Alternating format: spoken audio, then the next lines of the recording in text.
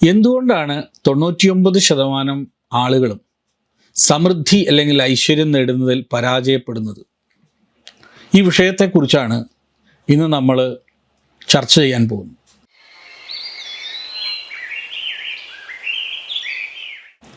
വേദങ്ങളിൽ മറഞ്ഞു കിടക്കുന്ന ഒരു സത്യമുണ്ട്.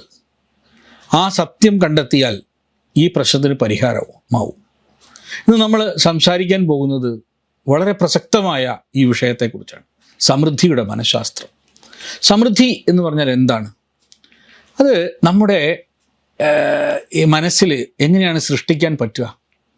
ആയിരക്കണക്കിന് വർഷങ്ങൾക്ക് മുൻപ് വേദങ്ങൾ പറഞ്ഞ കാര്യങ്ങൾ ഇന്നത്തെ സൈക്കോളജി എങ്ങനെയാണ് സ്ഥിരീകരിക്കുന്നതെന്ന് നിങ്ങൾക്കറിയാമോ? ഈ സങ്കല്പത്തിൻ്റെ അടിസ്ഥാനം ഒരു ചെറിയ എന്നാൽ അത്യന്തം ശക്തമായൊരു വേദമന്ത്രമാണ്. ഋദ്ധം ചമ ഋദ്ധിശ്ചമേ എന്നതാണ് ഈ മന്ത്രം.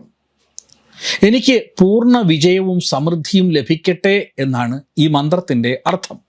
ഋദ്ധം ചമ ഋദ്ധിശ്ചമേ, എനിക്ക് പൂർണ്ണ വിജയവും സമൃദ്ധിയും ലഭിക്കട്ടെ എന്നാണ് ഇതിൻ്റെ അർത്ഥം. ഈ മന്ത്രത്തിൽ പ്രധാനപ്പെട്ട 2 പദങ്ങളുണ്ട്, ഋദ്ധവും ഋദ്ധിയും. ഋദ്ധം എന്നാൽ തൽക്ഷണ സിദ്ധി, പൂർണ്ണത. ഋദ്ധി എന്ന് പറഞ്ഞാലോ തുടർച്ചയായ വളർച്ച, നിരന്തര സമൃദ്ധി. ഇങ്ങനെയാണ് ഋദ്ധി എന്ന വാക്കിൻ്റെ അർത്ഥം. ഋദ്ധം എന്നാൽ തൽക്ഷണ സിദ്ധി, തൽക്ഷണം പണം ഉണ്ടാവുന്നതിനെക്കുറിച്ച്, പൂർണ്ണതയെക്കുറിച്ച്. ഋദ്ധി എന്ന് പറഞ്ഞാലോ തുടർച്ചയായ വളർച്ച, നിരന്തരമായ സമൃദ്ധി. വേദം 2 തരത്തിലുള്ള സമൃദ്ധിയെക്കുറിച്ച് സംസാരിക്കുന്നു എന്നതാണ് ഇവിടെ ശ്രദ്ധേയമായിട്ടുള്ള കാര്യം.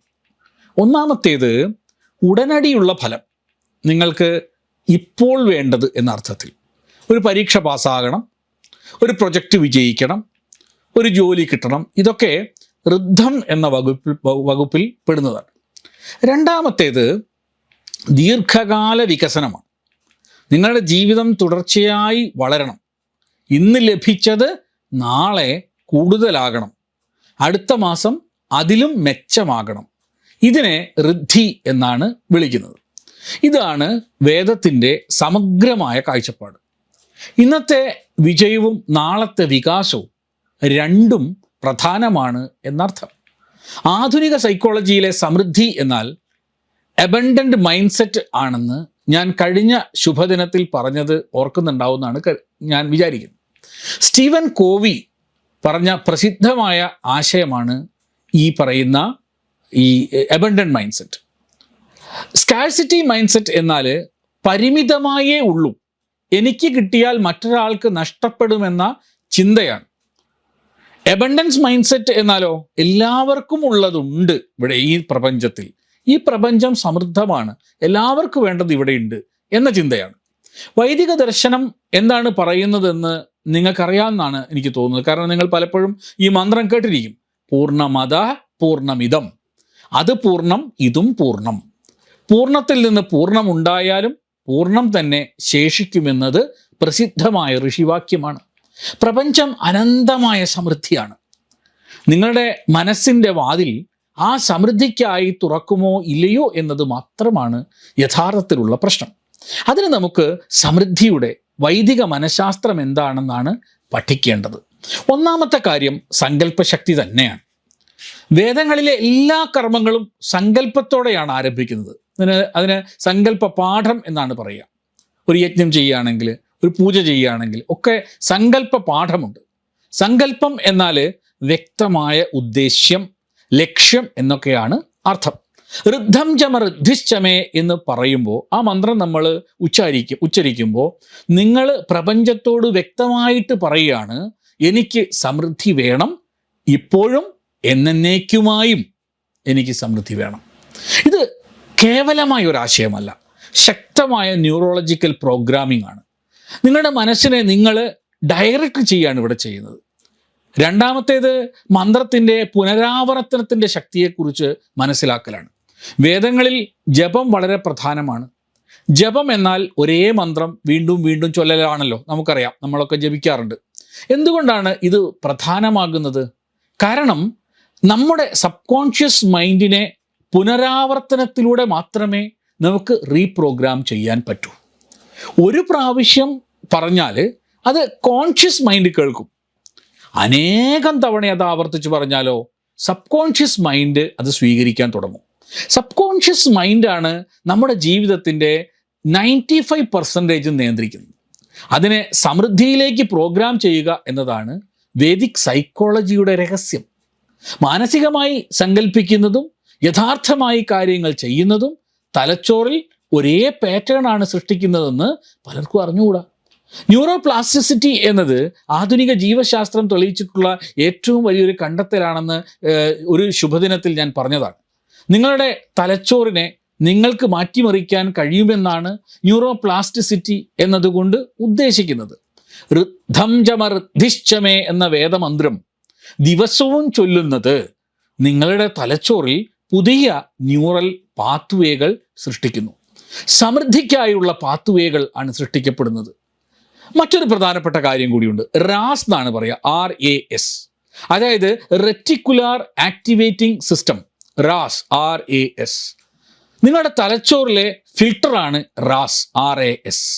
ഇത് നിങ്ങളെ പ്രധാനപ്പെട്ട കാര്യങ്ങൾ മാത്രം ശ്രദ്ധിക്കാൻ സഹായിക്കുന്നു. ഋദ്ധം ചമർദ്ദിശ്ചമേ എന്ന് നിങ്ങൾ ദിവസവും പറയുമ്പോൾ നിങ്ങളുടെ RAS സമൃദ്ധിക്കായിട്ട് ട്യൂൺ ചെയ്യപ്പെടുന്നു. അപ്പോൾ നിങ്ങൾ ജീവിതത്തിലെ അവസരങ്ങൾ കാണാൻ തുടങ്ങും. ഇനി സമൃദ്ധി നേടാനുള്ള ചില പ്രായോഗിക പ്രാക്ടീസുകൾ എന്തൊക്കെയാണെന്ന് ഇന്ന് ഈ ശുഭദിനത്തിൽ ഞാൻ പറയാം. ഉണർന്നാൽ ഉടനെ ആഴത്തിലുള്ള 3 ശ്വാസം എടുക്കുക. ഉണർന്നാൽ ഉടനെ ആഴത്തിലുള്ള 3 ശ്വാസം എടുക്കുക. തുടർന്ന് ഋദ്ധം ചമർദ്ദിശ്ചമേ എന്ന മന്ത്രം 11 പ്രാവശ്യം ചൊല്ലുക. പലരും പറയാറുണ്ട് മന്ത്രം ചൊല്ലാൻ പാടുണ്ടോ ഇല്ലയോ എന്നൊക്കെ ചോദിക്കും. മന്ത്രം എല്ലാവർക്കും ചൊല്ലാം, അതിനുള്ള അധികാരം ഭഗവാൻ തന്നിട്ടുണ്ട്. അപ്പോൾ ഋദ്ധം ചമർദ്ദിശ്ചമേ എന്ന മന്ത്രം 11 പ്രാവശ്യം ചൊല്ലാം. ഇന്ന് സമൃദ്ധിയോടെ ജീവിക്കുന്ന നിങ്ങളെ മനസ്സിൽ കാണുക. ഞാൻ ഇന്ന് സമൃദ്ധിയോടുകൂടിയാണ് ജീവിക്കുന്നത് എന്ന് മനസ്സിൽ കാണുക. ജപം നമ്മൾ ദിവസത്തിൽ ഒരു നിശ്ചിത സമയം ഈ മന്ത്രം ഒരു 108 തവണ ജപിക്കാൻ ശ്രമിക്കുക. അത് വെറും യാന്ത്രികമായി ജപിക്കരുത്, ഭാവനയോടുകൂടി ഭാവാത്മകമായി ജപിച്ചാലേ ഫലം ഉണ്ടാവുള്ളൂ. സമൃദ്ധി ഡയറി എന്നൊരു പുതിയ പദ്ധതി തുടങ്ങുക. രാത്രി കിടക്കുന്നതിന് മുമ്പ് ഇന്ന് ലഭിച്ച സമൃദ്ധിയുടെ 3 ഉദാഹരണങ്ങൾ ആ ഡയറിയിൽ എഴുതി വെക്കുക.